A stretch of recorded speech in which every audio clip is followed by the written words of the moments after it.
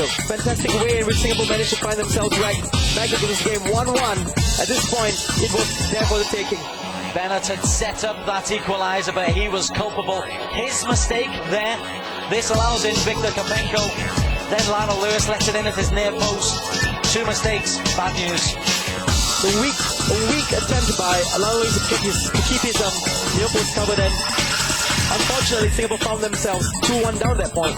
Mustafiq Farudin scored from the penalty spot on half an hour. That got the crowd going, and Singapore were having their best spell at this stage, and then they conceded again. Shanskik away down the right-hand side. Matno Rahman couldn't clear, and Server Jeparov didn't miss. It's not a way exactly for Singapore to find themselves 3-2 down, you know, it was a mishap. It was just pandemonium in the defense, and unfortunately Uzbekistan are not the kind of players you want to give this kind of chances to. 3 minutes before half-time, it was 3 minutes Singapore would love to erase. Lovely football on the edge of the penalty area. Kapante back heel, Jeparov sets it up for Denisov, 4-2, game over. So not exactly, but one of the ways in which Lionel Lewis was not going to have his night. Lionel Lewis then a nightmare, a personal nightmare for the Singapore captain, direct from the corner, virtually the last piece of action of the first half. 4-2 was bad, 5-2 was no way back. There was no way in which Singapore was going to come back after this score at half-time, 5-2. Second half, just after an hour gone, substitute Aziz Ibrahimov rises above pressure from Mujarai. No one was able to match him, and Lionel was able to get his hand to it. It was just too easy. Found his way to the back of the net. A little bit of pride restored for Singapore. They managed to pull it back to 6-3.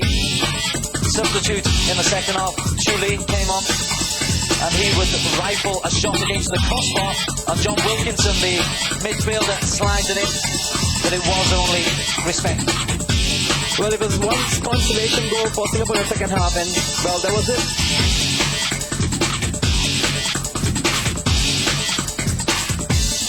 But this was a masterclass from Uzbekistan, and Maxim Shakstik is the main man. He's the captain, he's their top scorer. He hadn't scored until the 88th minute, then of course he did. This rounded Lionel Lewis, and knowing that Rahman was in his way there, he just sinked it over, lobbed it over into an empty net, and you can see the smiles on his face. So they're the highlights of a truly remarkable night's football. It was the night that Singapore were to announce to the world that they were able to mix it with some of the bigger boys in Asian football. It was the night that Singapore learned that they couldn't. Final word, Jose Raymond. This will take an awful lot for Singapore to recover from. I think this is going to take a lot for Singapore to recover from, especially knowing that they're heading to Tashkent for this Saturday's return game. Well, we're not going to know how Reddy's going to treat that one. It's going to be really tough in Tashkent. Your eyes do not deceive you. The little graphic at the bottom of your screen gives you a final score in this World Cup qualifier, with the match in Tashkent to come on Saturday.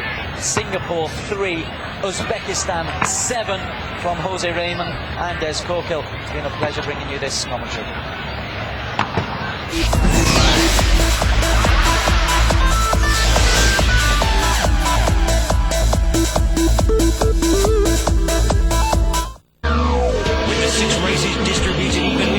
Three drivers so far. Something's got to give in Canada.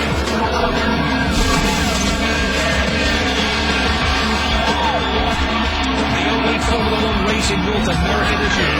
Catch every second of the racing action in Montreal on Star Sports. The broadcast of the Formula One races is brought to you by ING and Petronas.